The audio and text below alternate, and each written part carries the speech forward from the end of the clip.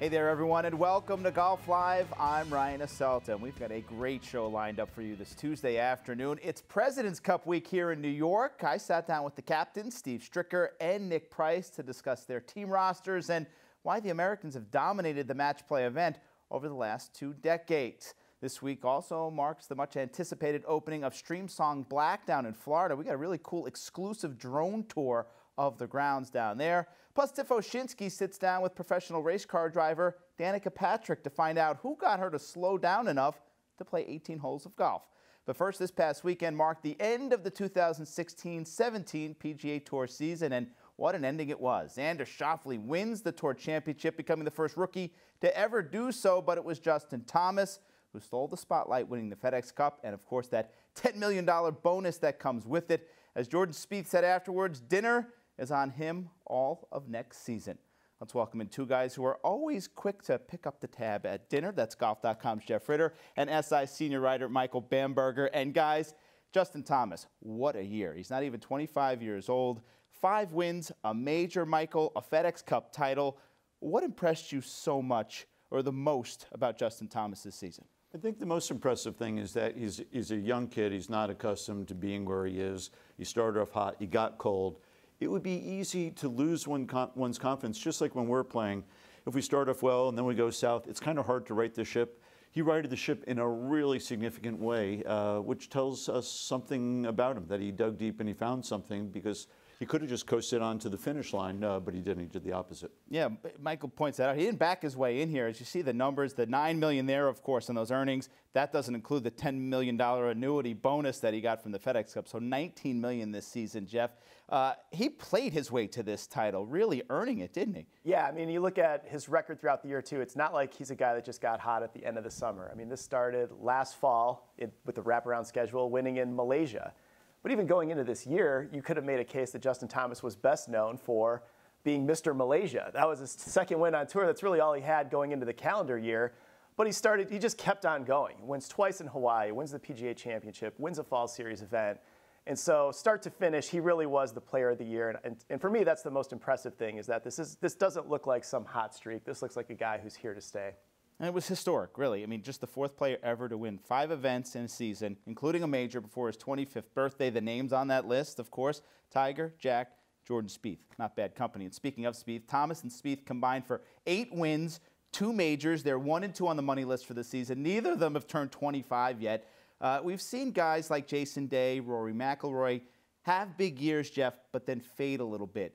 Do you think JT and Jordan Spieth are going to have a little more staying power, a little more consistency over this stretch here? Well, I think Spieth has done enough. We know he's established himself as a star in the game, if not maybe the star of this next generation, given what he's done over these last few years.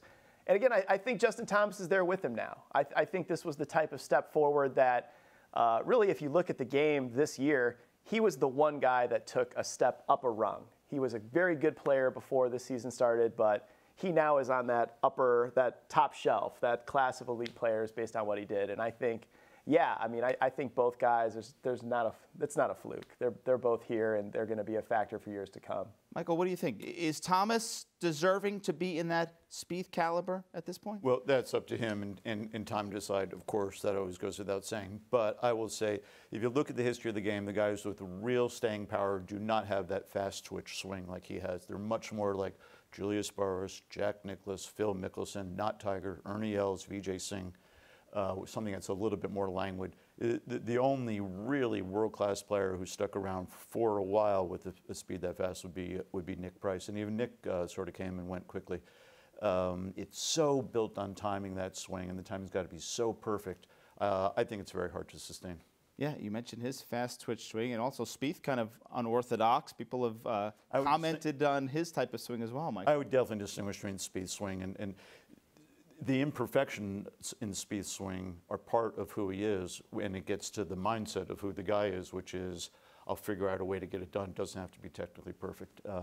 Whereas this guy needs to be completely on for it to all work together. I wish him all the best, and he's been a joy to cover, and he's great in the press room. He's great with fans, but it's a very first swing, and it's a swing that could lend itself to injury. All right, well, clearly we're in a new era of golf right now. We're entering the post-Tiger Phil era. Michael, have we left the post-Tiger? Is the Tiger and Phil era completely done? And is this the new era of the young guns that we're entering now? We talked about Spieth and Thomas, so many great young players. Matsuyama right now, Koepka, Jon Rahm. We're entering, it seems like, a very, very healthy era of golf. Well, the Phil Tiger era is completely over. The proof is we had weeks on Tour Confidential that Jeff and I do on Sunday nights and many other tournaments where nobody ever talked about Tiger at all. Nobody talked about Phil at all. So in terms of an era, it's over. But I will say this, and I think this is not a popular opinion, I would be surprised Tiger, who's only 41, not to be productive here in the next 10 years. I think Tiger is a very bright person who's going to get his mind straight. And once he gets his mind straight, he can get his body straight and focus on the things that are most important to him. Everything in his life flows from playing world-class golf, and I think he'll get it back. And Phil the same. I think he's a big, strong, athletic guy, and like Julius Burrows and like Sam Snead and like Tom Watson, he should play good golf for another 5, 6, 7 years. So it wouldn't be a shock at all to see either of them win again, but dominant and era finished. I think in one respect, the era isn't over, and that is in terms of popularity.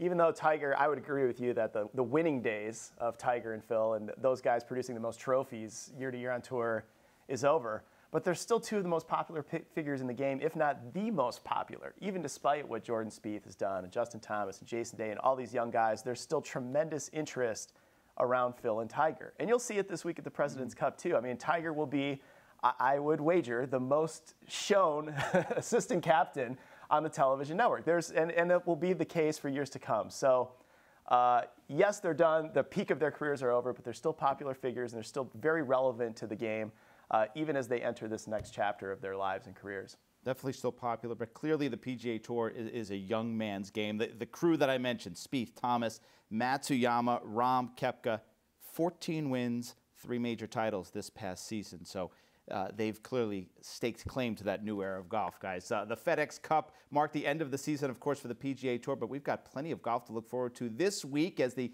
12th edition of the President's Cup gets underway this Thursday at Liberty National Golf Course. That's right across the Hudson River from us here. That's in Jersey City, New Jersey. Now, I recently had a chance to sit down with the team captains, Steve Stricker and Nick Price. One looking to continue his team's dominance, the other trying to buck a losing trend. Nick, how about third time here? Amazing.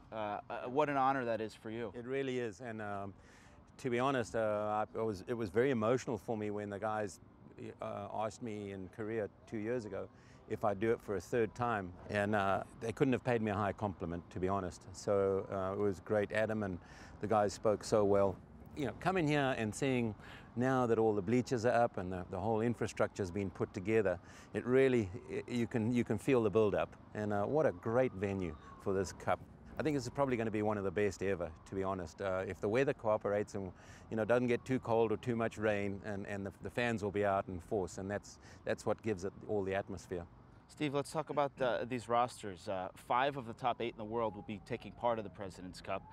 For you, though, some new blood into the team event this year. How exciting is it to have that, and what can they bring some of the younger team rookies to this U.S. team this year? Yeah, they bring a lot of game. That's the bottom line. They're gritty players. They're playing great. They're friends. They've got a lot of camaraderie with all the guys on the top 10 of that list, and they're great to be around. They're fun to be around, and they enjoy being around one another, truthfully, and I think they drive each other to play better each and every week. But it'll be a shock to them when they come here to this first tee. They've never experienced anything like that for these new guys, and that'll be something that we'll have to try to prepare them for and get ready, because you need to come out of the chute firing, and it's a format you want to get on top early. How about the veterans, Nick? How heavily will you lean on guys like an Adam Scott, a Jason Day, a Hideki Matsuyama, who have been a part of this and probably won't get intimidated by the atmosphere? Well, you always are. You're dependent on those guys because they are the ones that the younger guys respect. So, my playing days and, of impressing young guys on the golf course is way gone. But it's really important for those guys to pull the rookies aside and the potential team members and say, hey, this is a big deal. You may not think so now, but come and play in a couple and you'll understand, the feeling, the emotion, the camaraderie, the morale that we have in a team. And normally that happens around on the weekend for us with the rookies. They sort of go around the first couple of days and they realize, man, this is really a big deal. So that's what we're trying to change on our team this year, is to make those guys a little more aware of how important this event really is. Over the years, this will be the 12th playing. Well, let's get both your perspectives. Nick, why has the international team failed to win more over the last 11 Cups? Well, I think first and foremost, we are a hodgepodge of a team made up of so many different countries and players. There has been at certain times maybe a little bit of a language barrier, but what I try and instill in the guys, or tell the guys, is that it doesn't matter whether an Australian is playing with a Japanese, or whether it's a South American Argentinian playing with a South African. We all have that competitive spirit in us, and we don't want to lose. We want to win. And, you know, that's the big thing, is to get the guys to understand that these teammates, even though, just like on the American team, they play against each other week to week, when we get together in that team room, this is our team for the week. We're here to win the cup. You know, I always talk about beating the Americans. It's not about that. It's to win this cup. That's what we do. We do that every week when we go out and play as individuals to win the tournament or a trophy or a major, whatever it is. But we've got a great bunch of guys this year. We really do. I think in times gone by, we may have been a little lean down the bottom as well through 9, 10, 11, and 12. And certainly now reducing the points for the last President's Cup in Korea, that helped a lot. You know, there was always, during the Ryder Cup, the American players always were a little bit upset that guys are hiding players through to the weekend, but that's not what the captain's doing. It's like looking at a glass half full, half empty. What we're doing is putting our very, very best team out there, and the guys that are in form, otherwise we're going to get our butts kicked. So that's the whole idea, I think, of reducing the points. There's more tactics involved and more options to the captains. Steve, what about you? You've played in 5 of the President's Cup. Why have the Americans had such success? The only thing I can point a finger to is that we get to play the Ryder Cup when we're not playing the President's Cup, and we get another year of competition under our belt. We get to put players together and pair them together. We get that opportunity to see if that pairing works or doesn't work. We can then apply it to the President's Cup, and vice versa. You know, we've had pairings do well in the President's Cup that we'll use in the Ryder Cup. So we play a competition every year. Maybe just gives us that little edge over the international team. They've got a great team. They always do, and it always comes down to a match or two here or there. And we've just so happened to be on the right side of things. And but it's very competitive, and I expect nothing less than that this year. And hopefully we can get on that right side again and retain that cup. Last question for each of you. One key to victory for your team in particular. What would you say, Steve? Make more putts. Yeah. Spoken like a true tour pro right there, right? Short game. Short game is. It doesn't really, as far as match key. play, is there more emphasis on the short game and making putts? There's nothing more demoralizing than hitting 2 really good shots to a par 5, maybe 3 putting, and the guy hits in the left woods, chips it out, knocks it on 30 foot, and makes birdie, and you lose the hole. So it is. It's to us, I think the whole momentum starts around the greens. And Steve Stricker and Nick Price will, of course, be manning the helms of the U.S. and international teams this week at the President's Cup. Michael, let's start with the history. The United States has won 9 of 11 President's Cups. Why has it been so lopsided? Better players. Americans have a much deeper field, much better at the top. There'll be many more events in the United States. I think things to make that easier. But it's just like why have the Europeans won so often against the U.S. and Ryder Cup play? Better players. You can talk about making more putts down the stretch and micromanage it, microanalyze it. It's just if you can add up the quality of your field 1 through 12 and put a number on it. The Europeans have been better for most of the past 20 years, and in the Ryder Cup play, and the Americans have been way better than the rest of the world in President's Cup teams. It's just talent. That's a great point. 1 through 12 is a great point because 1 through 4, 1 through 6, traditionally these teams have been a lot closer. Are we trending in a different direction, though, Jeff? I mean, the Americans are heavy favorites this year, but the last time they met in Korea in 2015, 15.5 to 14.5. Could we be on the verge of an international upset? It would be a big upset. I mean, the last cup in South Korea, you could almost see that one coming, that it was going to be close. But this year, it just feels like these young American golfers they're taking this a new direction. You have to. Every rookie on the team for the U.S. just looks so strong right now. You can see their enthusiasm for this event. You know they're going to be ready. I mean, I want to make a case for the international team and make a case that this is going to be close this week. I really think the smart money or you just got to love the U.S. chances this week. And I agree with Michael's point that it comes down to better players, but I also think there's something to be said for the bonding that happens within the locker room. And you look at the international team, you're talking about players who are far-flung all over the world. This team doesn't speak even the same language. You know, you've got different challenges in the locker room in that respect. And it's not that they don't want to win, but this U.S. team, these guys play together, they're buddies, and there's a camaraderie that's built too with the U.S. team throughout the year that I think also gives them an advantage this week and in this event. I was going to ask you guys to make a case for the internationals. I don't think it's in the cards. I don't see you guys making it, especially when you look at the roster, guys. The international team, 5 players played in the Tour Championship last week. One of them was under par, and that was Jason Day. Adam Hadwin, Mark Leishman, Hideki Matsuyama, Jonathan Vegas, all well over par, back of the leaderboard at the Tour Championship. So it's not even like they come into this week playing really good golf. One guy who's played good golf over the years in match play, and that's Patrick Reed. Of course, he's Captain America, the Ryder Cup hero. When you look at this year's American squad, Reed will be there among a cast of other characters, some of the young guys we talked about, Michael.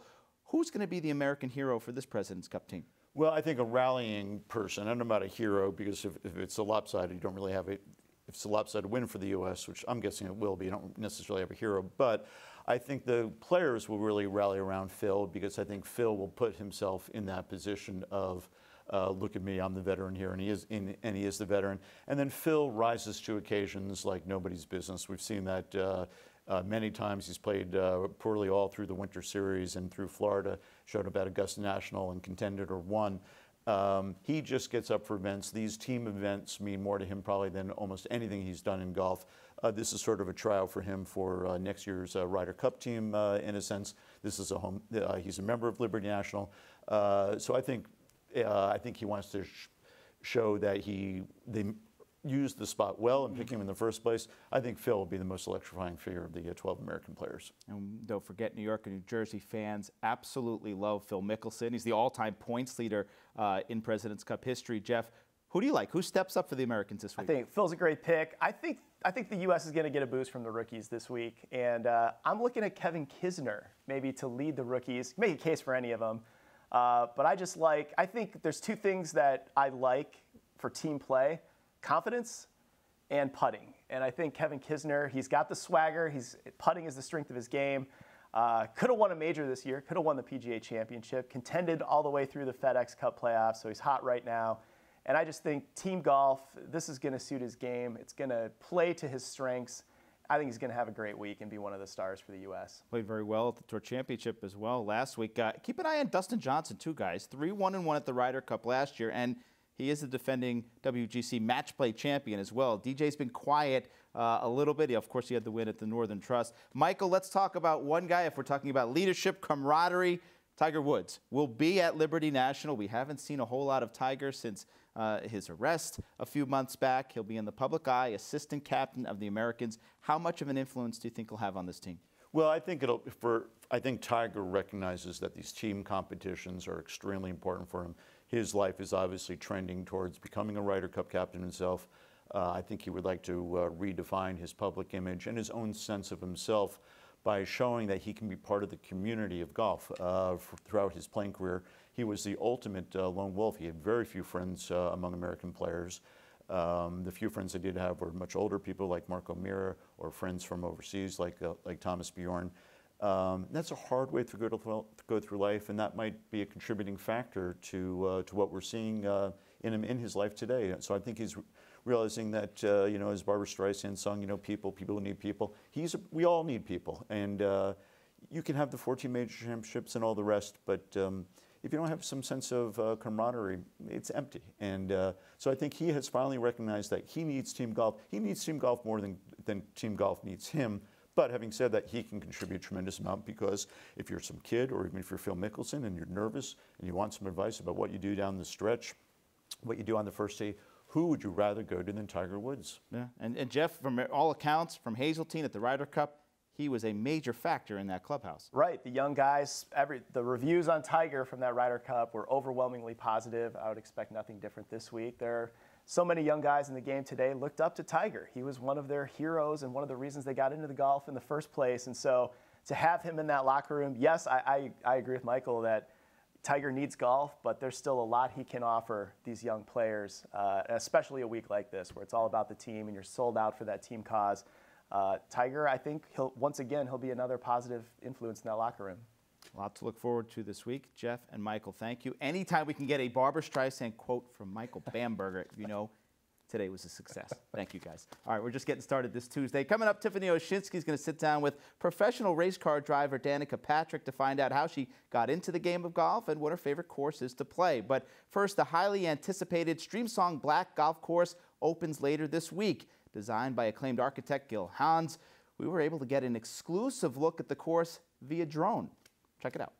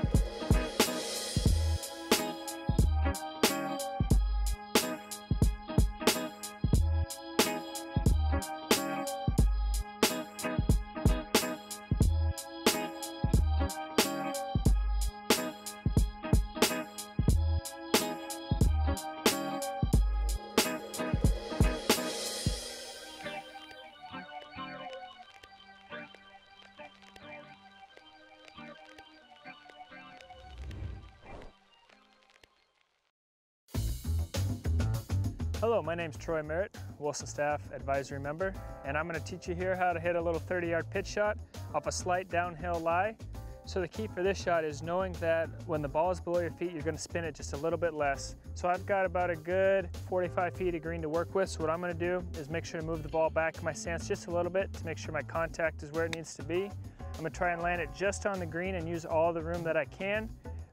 Okay, so now on a flatter lie with this much green to work with, I'm going to be able to get the ball up in the air just a little bit more, but I still want to use as much green as I can to let the ball land and release towards the hole. So I'm going to take my 54 this time.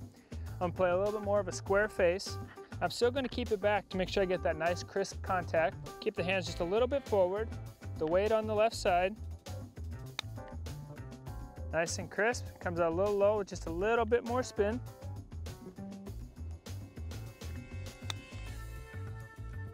Chip it up there nicely and go and try to make your putt for par.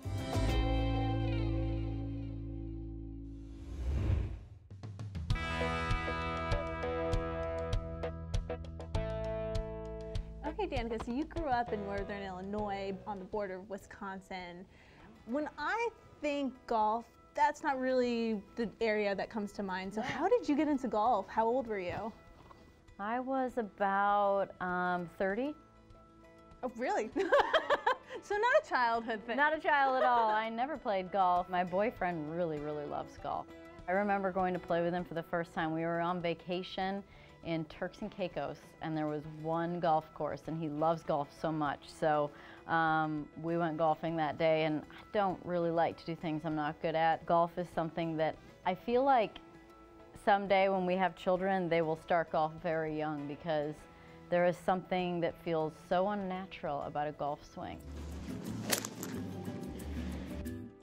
that I feel like only if you've been at it since you were a child, you would be comfortable with it. I haven't played very much golf as of late, but I am a member, an honorary member of the best course in the country, which is Scottsdale National, owned by Bob Parsons, which is my old GoDaddy sponsor. He founded GoDaddy, and now he has a golf course. Scottsdale National is the nicest. It's beautiful. The clubhouse is beautiful. The food is amazing. I don't have to say that. It just is true.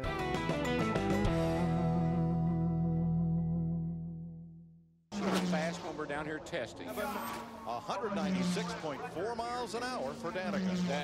That's a great lap. Now you live your life 100 miles per hour or faster. Or 200. Or 200 miles per hour. Golf, on the other hand, is probably one of the slowest sports out there.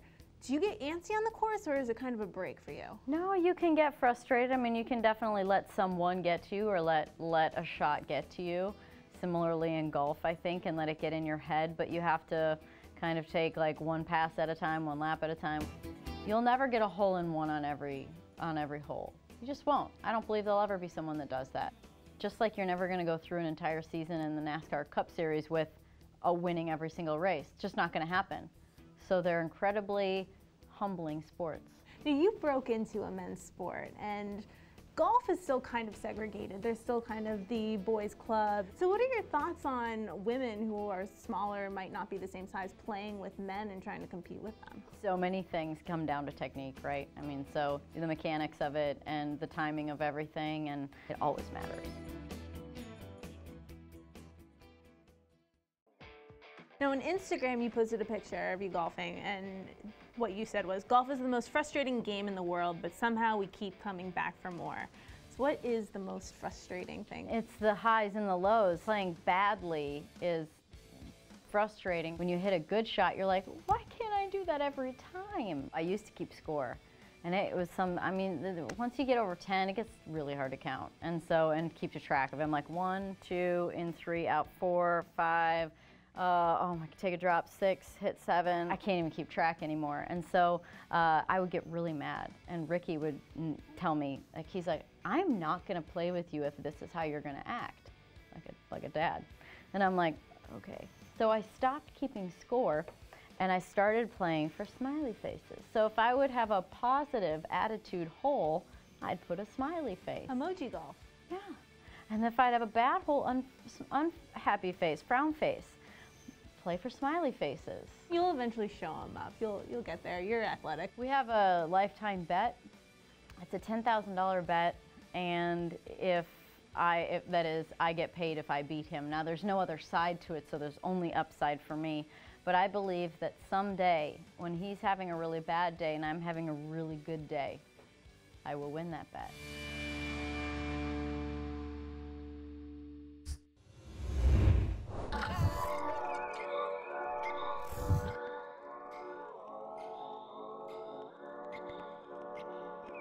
Chappell's setup is a little unusual for a long hitter on the PGA Tour.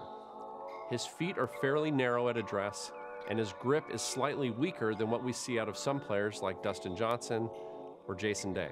Chappell's lower body is very stable as he moves the club away from the ball, and his backswing is much more compact than we see out of some long hitters on the tour.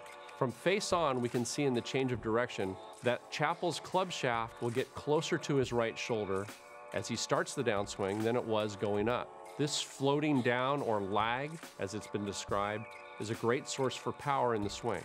He does this by being soft with his arms and his hands and initiating the motion with his lower body. As he approaches impact, we can see the handle stop and his right hand begin to work over the club. This throwing of the toe through impact helps square up the face and is an excellent thing to do for most people if they struggle with a slice. Through impact and into the finish, Chappell allows the weight of the club and his arms to pull his body up into a balanced position. Despite a shorter backswing, a more compact swing overall, Chappell still produces tremendous speed by working everything together to the end of the swing.